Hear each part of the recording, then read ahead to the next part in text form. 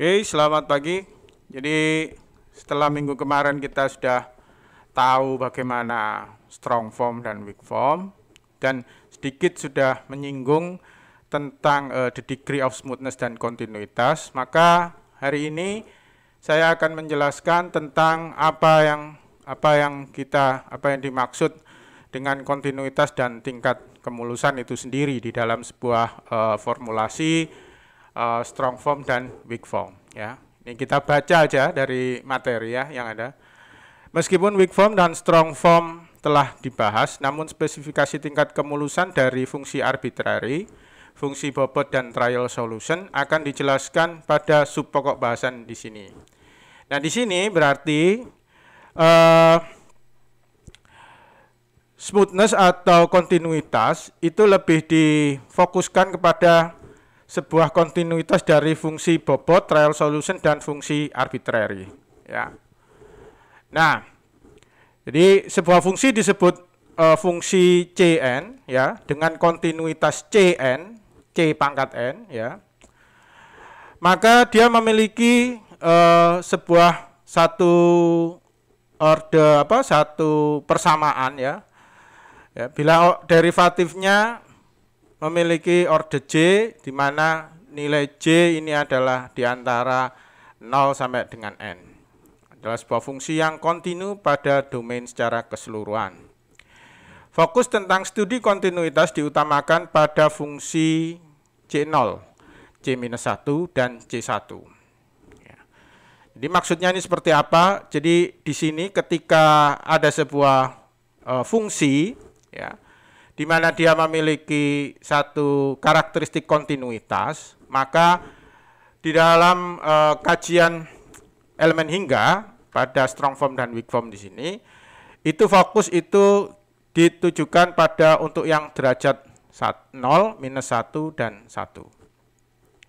Nah, di sini contoh ilustrasinya untuk mengetahui mana yang disebut sebagai C0, C1, dan C-1, Anda akan bisa lihat pada gambar 5.2 ya. Nah, di sini dinyatakan fungsi C0 adalah fungsi piecewise. Piecewise itu maksudnya adalah sebuah fungsi yang dinyatakan secara potongan-potongan.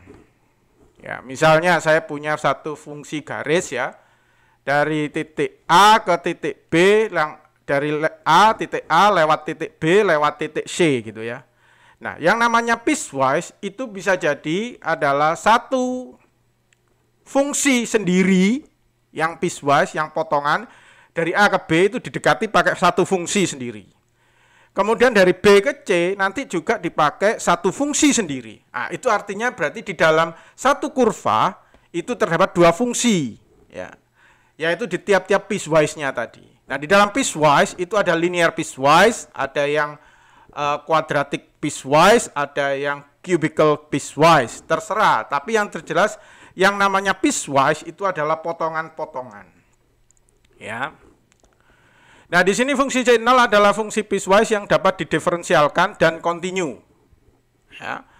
Turunan pertamanya adalah sebuah fungsi yang kontinu kecuali pada titik perpindahan. Nah, ini yang disebut titik perpindahan itu ya tadi.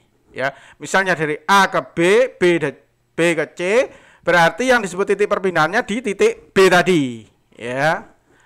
Nah, itu yang disebut sebagai fungsi piecewise. Turunan pertama dari fungsi C0, jadi kalau dia dari sebuah fungsi dengan degree smoothness-nya C0, maka dia kalau diturunkan, dia smoothness-nya akan turun, maka dia menjadi C-1. Jadi misalnya sebuah displacement, ya, dia memiliki fungsi dengan karakter C0. Ya. Nah, sehingga regangannya yang merupakan fungsi turunan pertama dari sebuah displacement, maka dia akan memiliki fungsi dengan kontinuitas C-1. Nah, kita gambarkan ilustrasinya di sini dari gambar 5. Anda bisa lihat ya. Kalau misalnya kita memiliki kurva dengan kontinuitas C0, maka dia akan mempunyai karakteristik jumping. King ya. Tanjakan. Nah, ini. Jadi dari sini ke sini dia hubungannya adalah linear ya. Kemudian ini adalah fungsi linear yang kedua, yang piecewise linear berarti ini ya. Nah, dari sini ini adalah bentuk fungsi piecewise yang memiliki derajat kontinuitas C pangkat 0. Dia linear.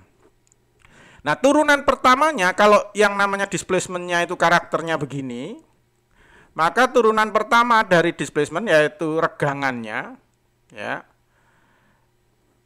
Kok regangan itu jadian Pak ya? Fungsi turunan pertama dari ya Pak. Dari apa namanya? Displacement Pak. Iya kan, masa lupa. Kemarin kan tegangan adalah apa? du per dx. Ya. du per dx. Nah, du per dx ini kan tegangan. Regangan. Nah, U ini kan adalah displacement, sehingga du per dx adalah turunan pertama dari sebuah fungsi yang disebut fungsi apa tadi? Fungsi C0 atau fungsi displacement tadi. Berarti kalau misalnya Anda punya fungsi displacement yang berkarakteristikan C0, maka fungsi regangannya akan memiliki continuity atau kontinuitas, yaitu C-1. Nah, dari sini maka dia akan menjadi jump, artinya melompat ya. Dia nggak continue lagi. Dia habis continue sini, dia ada lompatan sini. Lompatan sini. Nah, itu yang disebut sebagai degree of smoothness. Tingkat kemulusan pada fungsi C-1, C0, dan C1 dapat diingat pada gambar 5.2. Pada fungsi C-1, fungsi memiliki bentuk lompatan atau jump seperti anak tangga ya. Sedangkan pada fungsi C0 tidak memiliki lompatan, ya, tapi dia memiliki patahan. Sedangkan pada fungsi C1, ya, Anda bisa lihat, dia continue, nggak ada patah sama sekali, ya, smooth sekali ya. Nah, itu adalah fungsi C1. Ya. Nah, setiap ada peningkatan orde fungsi, maka kontinuitas fungsi akan meningkat dan lebih terlihat smooth. Ya. Pada fungsi yang memiliki lompatan seperti anak tangga, maka fungsi ini memiliki discontinuity yang tinggi. Nah, berarti kalau sudah mencapai tingkat kontinuitas C-1, maka sebenarnya dia bukan lagi continue sebenarnya. Dia sudah memasuki yang disebut dengan fungsi yang sudah tidak continue. Karena apa? Karena sebenarnya dia patah. Dia dari sini ke sini, habis itu nggak ada lagi. Baru dia lompat dulu, baru dilanjutkan ke sebelahnya. Oke. Sedangkan fungsi yang memiliki patahan, maka dia memiliki weak discontinuity. Nah, jadi ini artinya kalau yang ini weak discontinuity, yang C0, yang ini adalah strong discontinuity. Istilahnya ya. Pada pekerjaan CAD minimal memerlukan kontinuitas C1. Ya. Karena apa? Karena dalam CAD itu biasanya smoothness-nya terjaga. Sedangkan pada finite element kontinuitas itu minimal adalah C0 atau yang tadi weak discontinuity. Ya.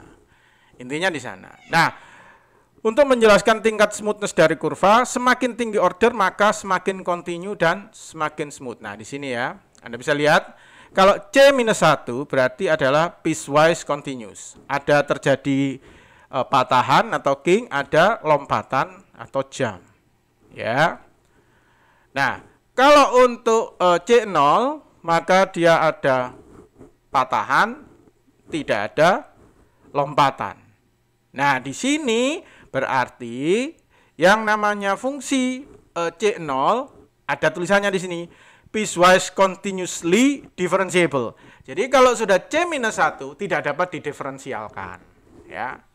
Karena apa? Syarat diferensial harus minimal C0, ya. Dan Anda bisa lihat ini sudah ada kata-kata piecewise. Yang namanya piecewise itu adalah fungsi tersebut hanya bisa dituliskan dalam sebuah fungsi, tapi dengan merujuk kepada fungsi yang macam-macam, yang piecewise, yang berkeping-keping ya, yang artinya yang satu yang segmented ya, di A, B, C ya. Di sini saya gambarkan lagi. Nah, misalnya nih A, B, ABC misalnya nih, ABC. Nah, di sini tampak sekali segmented ya. Jadi dari A ke B misalnya di sini, ini ada satu fungsi sendiri ya. B ke C ada fungsi sendiri. Karena apa? Fungsi ini adalah linear, fungsi ini linear. Tidak mungkin ini digambarkan jadi sebuah fungsi, nggak bisa ya. Nah, sebaliknya kalau sudah smooth ya, kalau sudah smooth, nah Anda bisa lihat C1, maka untuk degree C1 tidak ada patahan dan tidak ada lompatan. Maka dia akan menjadi sebuah fungsi yang continue dan bisa didiferensialkan. Nah, itu adalah karakter-karakter dari sebuah fungsi yang kita usulkan, yaitu fungsi apa aja tadi? Fungsi arbitrary, fungsi bobot, dan trial solution. Ya, nah, saya kira itu untuk membahas tentang smoothness di sini ya. Jadi kenapa sih Pak kok kita perlu membahas tentang smoothness di sini? Agar kita tahu bahwa karakteristik sebuah sistem ya itu baru akan bisa diselesaikan secara numerik dengan menggunakan persamaan diferensial apabila dia sudah setidaknya memiliki derajat kontinuitas C0 yaitu piecewise continuous differentiable ya. Kalau misalnya karakteristik sistemnya itu tidak memasuki kriteria itu, dia merupakan sistem yang strong discontinuity atau dengan derajat C-1 yang nggak bisa diselesaikan, ya nggak bisa diselesaikan. Nah, perlu dicermati lagi ketika sebuah sistem itu sudah merupakan fungsi turunan, misalnya kayak regangan ya, regangan ataupun tegangan sama aja, karena kalau tegangan itu adalah E du per dx, ya, sedangkan kalau regangan ya du dx-nya saja. Berarti dalam konteks ini sebuah regangan itu sebenarnya adalah fungsi turunan dari sebuah displacement. Ya.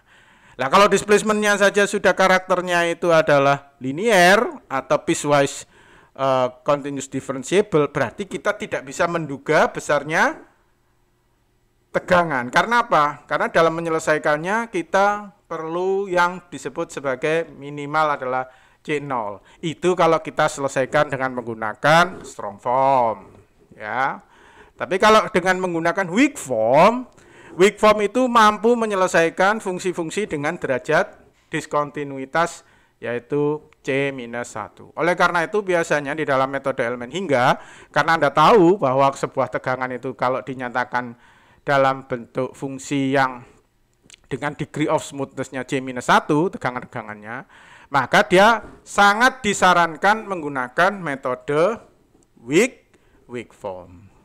Ya, saya kira itu untuk penjelasan kenapa kok kita menggunakan weak form dan strong form.